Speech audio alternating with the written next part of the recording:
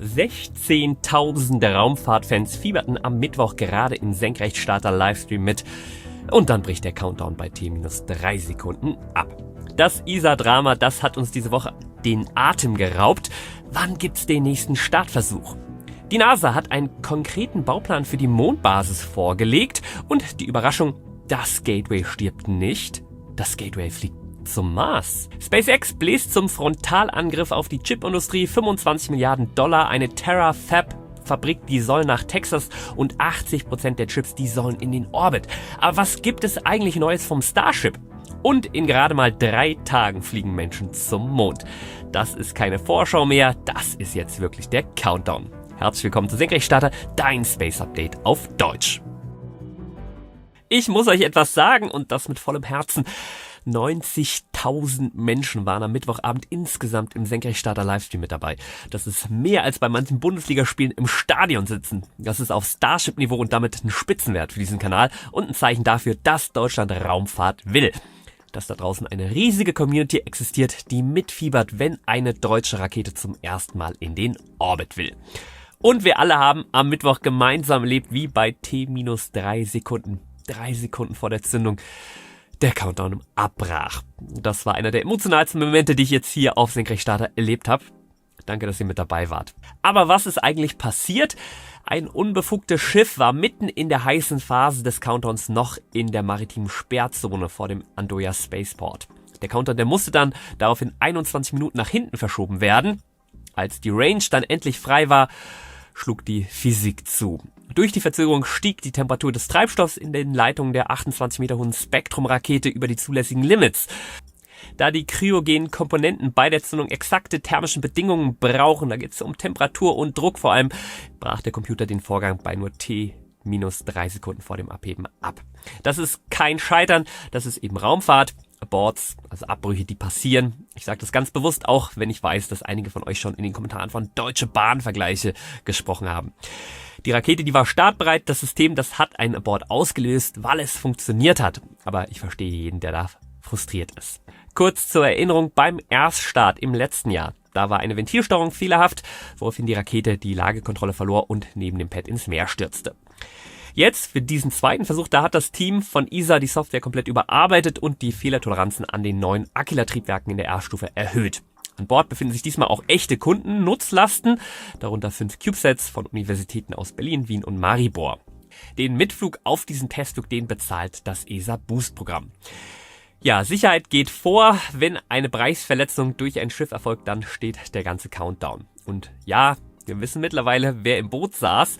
Der Langleinenfischer Olafur Einarsson mit der Einar. Das ist übrigens derselbe Skipper, der schon im letzten Herbst eine deutsche Jagdbomberübung vor Andoya verhindert hat, weil er nicht aus dem Gebiet weichen wollte. Diesmal hatte er nach eigener Aussage Probleme beim Einholen seiner Leinen bei 2,6 Knoten Strömung. Sabotage bestreitet er, aber er nennt Andoya Space einen schlechten Nachbarn. Das Zitat, wir machen unseren Job, die können ihren machen. Die Fischgründe dort seien einer der wichtigsten Laichplätze für unter anderem Schellfisch in der Region. Man merkt schon irgendwo, da prallen Welten aufeinander. CEO Daniel Metzler hat nach dem Scrub klargestellt, keine Kompromisse bei der Sicherheit. Und noch etwas hat Metzler diese Woche enthüllt. 60% der Anfragen kommen mittlerweile aus dem Verteidigungssektor. Das zeigt, wie dringend Europa eigene Startkapazitäten braucht. Wir drücken die Daumen. Ein Vögelchen hat mir gezwitschert, dass es aber erst nach Ostern weitergeht. Letzte Woche habe ich euch gesagt, dass die NASA Gateway vermutlich auf Eis legt. Seitdem haben wir Details und ehrlich gesagt, die sind noch wilder als die Überschrift. Denn die NASA killt Gateway nicht einfach. Sie recycelt die Hardware und schickt sie zum Mars. Aber der Reihe nach. Administrator Jared Isaacman hat beim Ignition-Event am 24. März in Washington die Samthandschuhe ausgezogen. Sein Credo: Die NASA hat kein Einnahmenproblem, sondern ein Ausgabenproblem. Schluss mit der Elon-Time bei den Subunternehmern. Schluss mit dem jahrzehntelangen Verbrennen von Milliarden für Hardware, die nie abhebt. Isaacman macht klar, alles, was wir heute besprochen haben, das war eine Reaktion auf das Dekret von Präsident Trump zur amerikanischen Vorherrschaft im Weltraum. Statt Milliarden in eine Raumstation im Mondorbit zu stecken, die wir für die erste Landung gar nicht zwingend brauchen, fließt jetzt jeder Cent direkt auf die Oberfläche. Carlos Garcia Galan, der bisherige Gateway-Vize, leitet nun das neue Moonbase-Programm. Der Fokus liegt auf Surface First.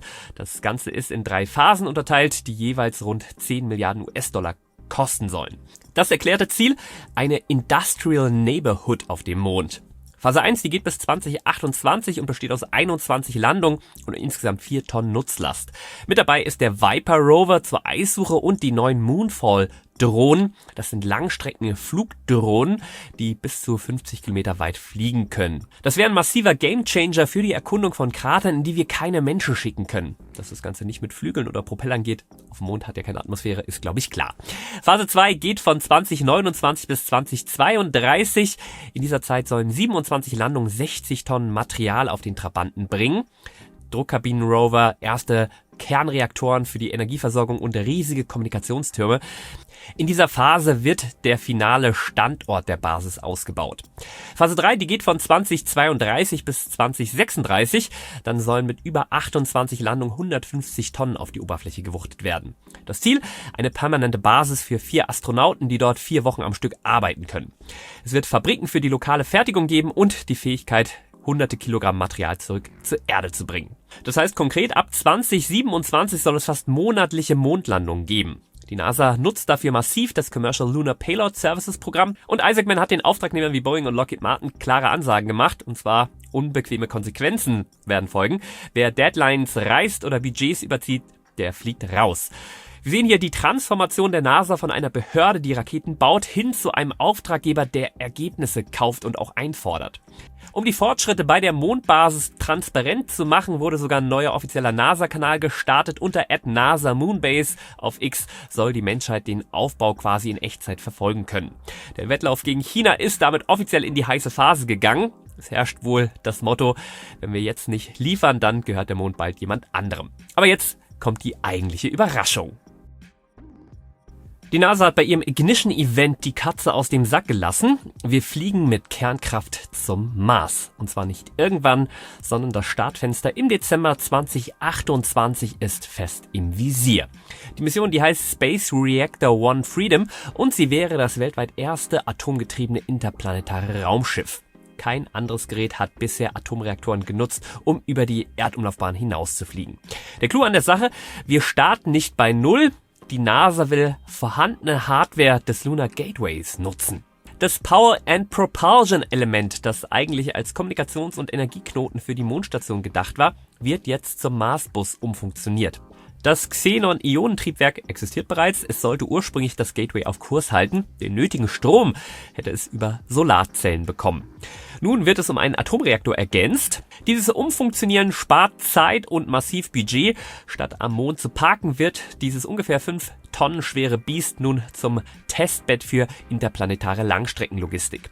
Wichtig für die Einordnung: wir sprechen hier von NEP, so Nuclear Electric Propulsion, nicht von thermischen Kernantrieben wie beim alten NERVA-Programm. Der Reaktor an Bord läuft mit einem speziell für Raumfahrtanwendungen entwickelten Uranbrennstoff und der erzeugt nur Hitze. Diese Hitze, die wird dann über einen geschlossenen Brayton-Zyklus in elektrischen Strom umgewandelt. Dieser Strom, der füttert dann die Xenon-Ionentriebwerke.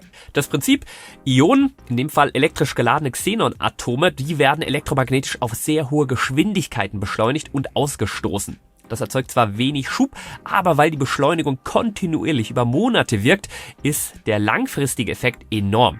Ionentriebwerke, die können Raumfahrzeuge auf sehr viel höhere Geschwindigkeiten bringen als chemische Raketen. Ideal für lange interplanetare Reisen. Wir haben hier also ein kleines fliegendes Kernkraftwerk mit rund 20 Kilowatt elektrischer Leistung, das Strom für seinen eigenen Elektroantrieb herstellt. Der Reaktor, der wird an einem langen Mast untergebracht, möglichst weit weg vom Rest des Raumschiffs, Strahlenschutz durch Abstand. Aber wir schicken nicht nur einen Reaktor zum Mars, im Gepäck hat SR-1 Freedom die Mission Skyfall. Das sind 3 Drohnen der Ingenuity-Klasse. Diese kleinen Hüpfer, die werden während des Anflugs abgeworfen, treten dann in die Marsatmosphäre ein und landen völlig autonom, ohne schweren Skycrane, wie wir ihn von den Rovern bisher kannten. Ihr Job unter anderem mit Bodenradar nach Wasser unter der Marsoberfläche suchen. Das ist die absolute Grundvoraussetzung, wenn wir später dort eine Basis aufbauen wollen. Laut Isaacman wird diese Mission die Fähigkeiten freisetzen, die für eine dauerhafte Erforschung jenseits des Mondes mit Menschen sowie Missionen zum Mars und äußeren Sonnensystem notwendig sind. Der Zeitplan, der ist sportlich. Schon im Juni 2026 soll das Design stehen. Im Januar 2028 beginnt die Integration. Woher der Reaktor so schnell kommen soll, das ist allerdings unklar. Den gibt's nämlich noch nicht. Nur die groben Spezifikationen. Zweifel, dass er innerhalb von 2 Jahren entwickelt und in ein Raumfahrzeug eingebaut werden kann, sind durchaus angebracht. Nicht so ganz ungefährlich, zu weit gehört, dass nuklear betriebenes Weltraumgerät auch Gefahren birgt. Bei einem Startunglück, da droht radioaktive Kontamination. Im Januar 1978, da stürzte auch ein sowjetischer Spionagesatellit Kosmos 954 mit seinem Atomreaktor, beziehungsweise das war eine Radionuklidbatterie, ab, und zwar über dem Norden Kanadas. Radioaktive Trümmer regneten dann in einem hunderte Kilometer langen Streifen nieder. 124.000 Quadratkilometer mussten dann abgesucht werden. Man hat eigentlich das nicht wirklich bergen können. Ja, die brennendste Frage für uns Europäer natürlich, was wird denn jetzt aus Europas Gateway-Beiträgen? Das kann ich euch noch nicht sagen. Der Frust bei der ESA über die NASA als verlässlicher Partner dürfte aber sehr groß sein. Zurück zu den federführenden Amerikanern. Der Kongress, der hat 2,6 Milliarden Dollar für Gateway per Gesetz festgeschrieben. Gateway ist nicht tot, Gateway fliegt wohl jetzt zum Mars. Und wenn das funktioniert, dann haben wir 2030 3 Helikopter auf dem roten Planeten, die nach Wasser suchen. Wenn wir auf die Raumfahrt schauen, dann fällt eines direkt auf. Risikomanagement, das ist das absolute A und O. Aber wie sieht das bei uns unten auf der Erde aus? Ja, wir setzen uns an den Flughafen, sehen das Gratis-WLAN und loggen uns einfach schmerzfrei ein. Dabei lassen wir unsere Daten ungeschützt. Das ändern wir jetzt und damit danke an NordVPN für die Unterstützung des heutigen Videos. Bei mir läuft NordVPN im Hintergrund. NordVPN ist quasi mein privates Verschlüsselungsprotokoll für den Alltag. Mit meinem exklusiven NordVPN-Deal, da sicherst du dir jetzt einen satten Rabatt und 4 extra Monate oben drauf. Als ich mich im Urlaub auf Bali am Flughafen in ein öffentliches Netzwerk eingeloggt habe, da lief der Schutz natürlich sofort. NordVPN legt eine 256-Bit-Verschlüsselung um meine Verbindung. Das ist mir so wichtig wie der Hitzeschutz beim Wiedereintritt. Ja, und das Beste, bei NordVPN fallen garantiert keine Kacheln ab. Dafür blockiert der integrierte Bedrohungsschutz Pro Malware, Tracker und Phishing völlig automatisch. Ja, und wenn der Urlaubstag vorbei ist, dann will ich unterwegs natürlich meine heimische Mediathek und Serien weiterschauen. Genau die Dienste, die wir zu Hause schon abonniert haben. Ein Klick auf den Heimserver und ich bin virtuell wieder im Wohnzimmer. Selbst in 4K ruckelt da nichts. Wäre ja eine Katastrophe, wenn ich dann Raketenstart verpassen würde. Wenn du auch unterwegs sicher surfen willst, mein Deal bringt dir NordVPN zum Vorteilspreis plus 4 Bonusmonate. Den Link, den siehst du unten eingeblendet. Das Ganze ist komplett risikofrei mit der 30-Tage-Geld-Zurück-Garantie. Wir haben letzte Woche ausführlich über Starship V3 gesprochen, die größte Rakete der Geschichte, wenn sie denn in den Orbit fliegt. Im April soll es ja soweit sein. Aber diese Woche, da wurde klar, wofür SpaceX diese gewaltige Transportkapazität auch nutzen möchte. Elon Musk bläst zum Frontalangriff auf die Halbleitergiganten. Am 21. März enthüllte Musk das Projekt Terafab. Nichts Geringeres als die größte Chipfabrik der Geschichte. Ein 20 bis 25 Milliarden Dollar schweres Joint Venture zwischen Tesla, SpaceX und xAI. Das Ziel, eine radikale vertikale Integration, die gesamte Chip-Wertschöpfungskette vom Design bis zum Packaging unter einem Dach. Damit macht sich das Musk-Imperium endgültig unabhängig von Zulieferern wie TSMC oder so zumindest der Plan. Das Werk, das entsteht auf dem North Campus der Giga Texas in Austin und soll das bestehende Fabrikgebäude in seinen Ausmaßen massiv übertreffen. Die technischen Ambitionen, die sind am absoluten Limit. Die Fabrik soll direkt mit der 2-Nanometer-Technologie starten. Das ist der aktuelle heilige Gral der Chipfertigung, an dem sich selbst die Marktführer noch die Zähne ausbeißen. Wir sprechen hier von Transistorstrukturen, die so klein sind, dass man sie mit bloßem Auge ja überhaupt nicht erahnen kann. Musk plant jährlich über 1 Billion Watt, also 1 Terawatt an KI-Rechenleistung aus dieser Fabrik zu pumpen. Das ist so viel Energie, wie man bräuchte, um Milliarden von Laptops gleichzeitig auf Volllast laufen zu lassen. Aber jetzt kommt der Raumfahrtbezug und der ist gewaltig. 80% dieser Chips, die sollen in den Orbit. SpaceX plant eine Megakonstellation von bis zu 1 Million Satelliten, um Rechenpower ins All auszulagern. Die Idee dahinter, die Sonne, die liefert dort oben 5-mal mehr Energie als auf der Erde, unter anderem ohne Wolken. Fliegende KI-Rechenzentren auf Starlink-Satelliten, das ist die Hardware-Story hinter dem FCC-Machtkampf mit Blue Origin, ja, über den ich ja auch letzte Woche berichtet habe. Die Investitionssumme, die ist gewaltig, zumal Tesla diese Ausgaben in den aktuellen Planungen für 2026 noch gar nicht offiziell verbucht hat. Allerdings warnen Astronomen vor extremer Lichtverschmutzung und die Atmosphäre leidet unter verglühendem Lithium und anderen Metallen aus den Satelliten. Lösen wir ein Energieproblem und schaffen ein Schrottproblem? Das wird eine Debatte für die nächsten Jahre. Bei Starship laufen die Vorbereitungen auf Flug 12. Am Mittwoch, da wurden die Sprengladungen für das FTS, das Flight Termination System, an die Startrampe geliefert. Das ist immer ein sicheres Zeichen dafür, dass wir uns wirklich in der ganz heißen Phase vor dem Launch befinden. Diese Sprengsätze sind die letzte Instanz. Wenn die Rakete vom Kurs abweicht, dann wird sie gesprengt, damit sie niemanden gefährden kann. Es bleibt spannend, ob die FAA die finale Startfreigabe so zügig erteilt, wie die Hardware geliefert wird.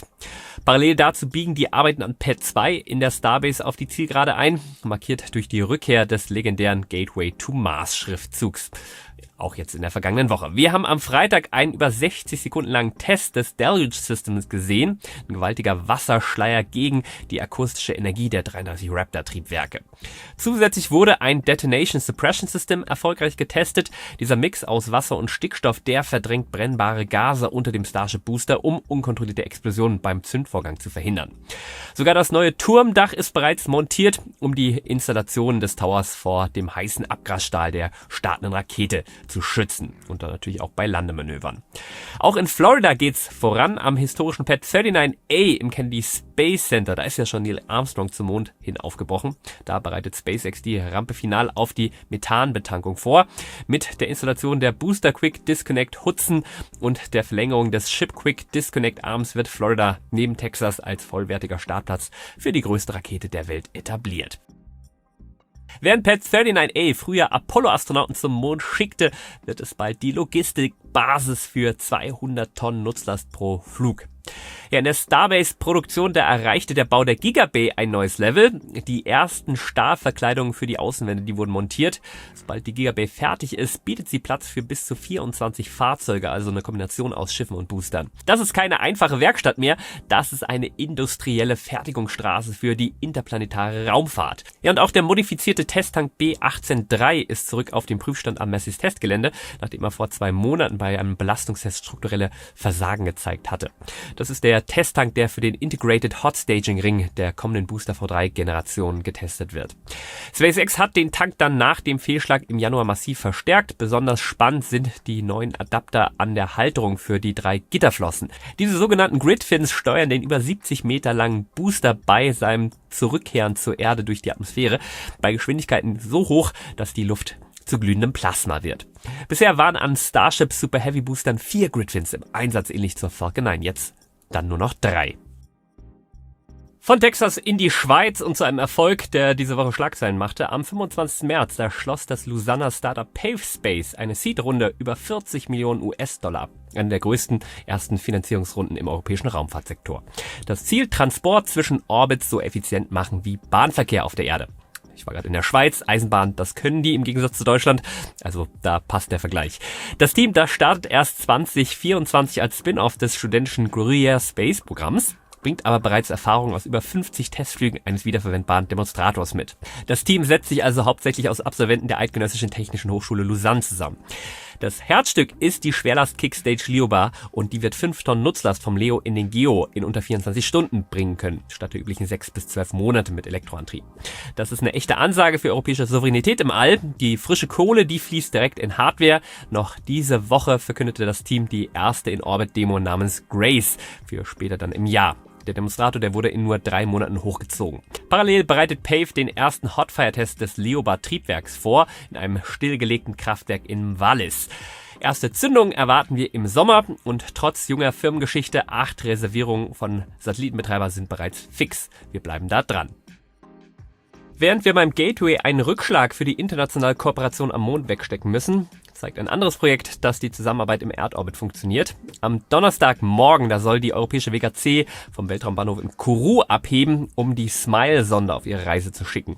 Das ist kein gewöhnlicher Start, sondern eine handfeste Kooperation zwischen der ESA und der Chinesischen Akademie der Wissenschaften. Die WKC, die muss SMILE erst in einen niedrigen Erdorbit hieven, bevor die Sonde dann selbst das Triebwerk anwirft. Das Ziel ist ein extrem elliptischer, also eiförmiger Orbit. Wir reden hier von einer maximalen Entfernung von 121.000 Kilometer über dem Nordpol. Das ist fast ein Drittel der Distanz zum Mond. Von dort oben hat SMILE dann den perfekten Logenplatz, um die Wechselwirkung zwischen Sonnenwind und unserer Magnetosphäre zu beobachten. Technisch wird das Ganze spannend, denn wir nutzen hier zum ersten Mal eine Röntgenkamera aus dieser Perspektive, um das Magnetfeld der Erde quasi sichtbar zu machen. Zusätzlich ist eine UV-Kamera an Bord, die die Polarlichter über 45 Stunden am Stück im Blick behalten soll. Ihr erinnert euch, letzte Woche, da habe ich euch ausführlich durch die Atmos 2 Mission geführt. Jetzt der Status, die Crew um Kommandant Reed Wiseman, Pilot Victor Glover und die Missionsspezialisten Christina Koch und Jeremy Hansen aus Kanada, die sind in Florida. Die Rakete, die steht auf Pad 39B. Der Start ist jetzt für den 1. April geplant, mit Backup-Tagen bis zum 6. April. Das Team, das hat den riesigen Stack aus der SLS-Rakete und der Orion-Kapsel bereits am Freitag vor einer Woche zurück auf die Startrampe gerollt. Der Weg vom VAB zur Rampe ist zwar nur 6,4 Kilometer lang, aber bei einem Gewicht von mehreren tausend Tonnen ist das jedes Mal ein technischer Kraftakt für die Crawler-Transporte. Die NASA verzichtet auf einen weiteren Wet Rest Rehearsal. Wenn wir das nächste Mal tanken, dann geht's zum Mond. Völlig crazy. Das ist der erste Flug mit Crew über den niedrigen Erdorbit hinaus seit über 50 Jahren. Das letzte Mal haben wir sowas mit Apollo 17 gemacht, also im Jahr 1972.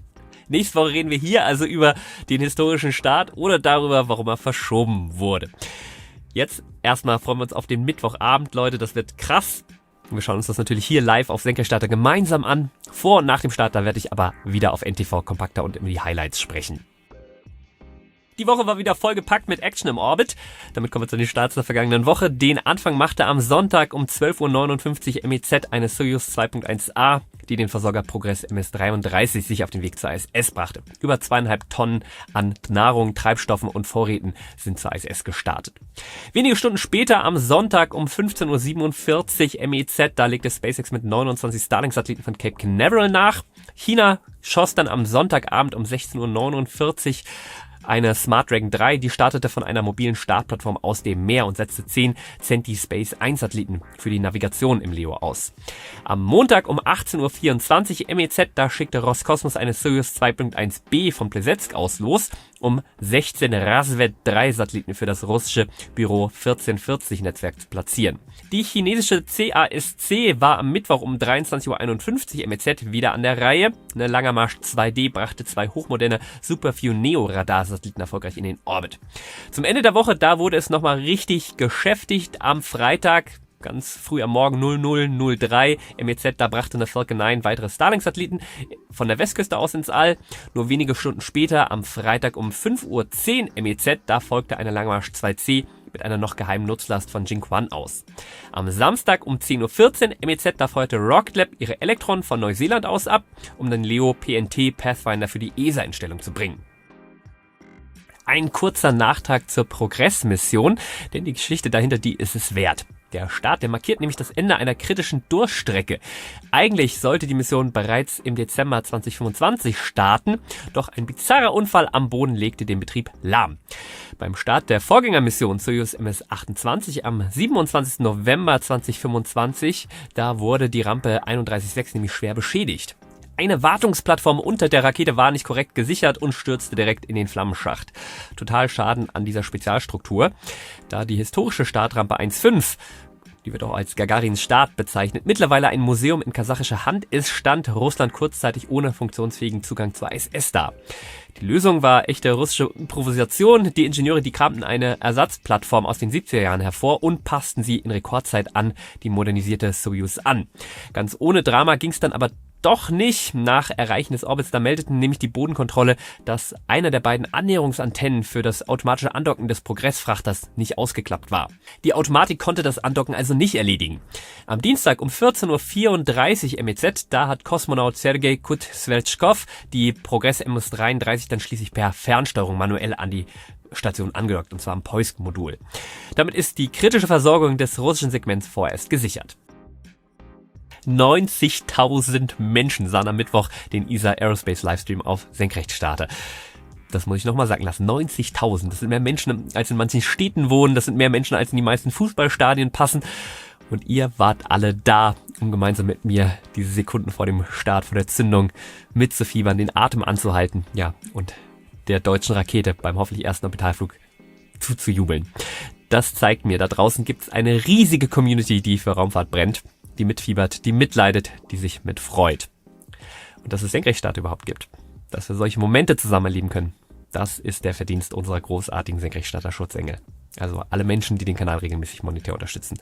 Ihr macht es möglich, dass wir solche Livestreams überhaupt auf die Beine stellen können und wollen, selbst wenn wir krank sind. Ihr hört das, ich bin immer noch angeschlagen leider. Wird aber, dass wir Equipment haben, dass wir Zeit investieren können, dass wir jede Woche eine neue Newsfolge machen können. Wenn du das auch so klasse findest wie ich, dann bedank dich gerne in den Kommentaren bei den Schutzengeln. Und wenn jetzt, wo wir in der heißen Phase oder der heißesten Phase seit Apollo stecken und du denkst, das ist doch der Zeitpunkt gekommen, wo du auch aktiv mithelfen möchtest, die Raumfahrtbegeisterung im deutschsprachigen Raum weiterzutragen, dann findest du unter dem Video den Link zur YouTube-Kanalmitgliedschaft. Als kleines Extra bekommst du dann ja alle Videos vorab und komplett werbefrei und fieberst gemeinsam mit uns allen dem nächsten Artemis- oder ISA-Start entgegen. Dank dir. Wir kommen zu den Starts der kommenden Woche und falls ihr gerade am Sonntag wach werdet, es war Zeitumstellung. Es gilt jetzt MESZ und damit unsere mitteleuropäische Sommerzeit. Am Montag um 12:20 Uhr MESZ, da folgt direkt die Transporter 16 Mission, bei der eine Falcon 9 Dutzende Kleinsatelliten im Sammeltransport absetzt. Der Dienstag, der könnte als einer der geschäftigsten Tage in die Geschichte eingehen. Allein aus China MESZ eine ganze Flut von Missionen geplant. Sukie 2E, der Erstflug von Long March 12B und der Test von Tianlong 3. Besonders spannend wird der Start der Kinetica 2, die das neue Quanzhou-Frachtschiff zur Tiangong-Station testen soll.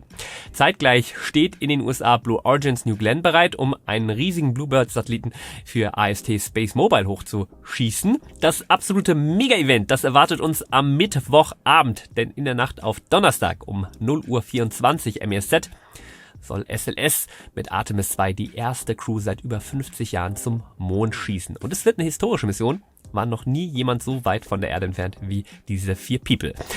Nur wenige Stunden später, am Donnerstag um 13 Uhr MESZ, da will Russland mit dem Erstflug der Soyuz 5 nachziehen. Den Rest der Woche, den dominiert dann wieder das Arbeitstier von SpaceX, die Falcon 9 mit Starlink-Starts am Donnerstag und Freitag. Hier nochmal der kurze Reminder, sichert euch meinen exklusiven NordVPN-Deal plus 4 Bonusmonate. Link in der Beschreibung und im gepinnten Kommentar. Macht's gut und bleibt sicher online. In der Nacht von Mittwoch auf Donnerstag steht er also an Artemis 2 zum Mond. Das wollt ihr nicht verpassen.